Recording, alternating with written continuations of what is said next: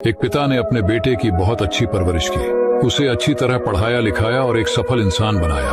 बेटा एक कंपनी में बड़ा अधिकारी बन गया। एक दिन पिता ने सोचा क्यों ना बेटे के ऑफिस में जाकर उससे मिला जाए। जब पिता ऑफिस पहुंचे तो देखा बेटा शानदार ऑफिस में बैठा है और बहुत से लोग उसके अंडर काम करते हैं। यह देखकर पिता को अपने बेटे पर गर्व हुआ। पिता बेटे के कैबिन में गए और कंधे पर हाथ रखकर खड़े हो गए। फिर पूछा, इस दुनिया का सबसे शक्तिशाली इंसान कौन है? बेटे ने हंसते हुए कहा, मेरे अलावा कौन हो सकता है पिताजी।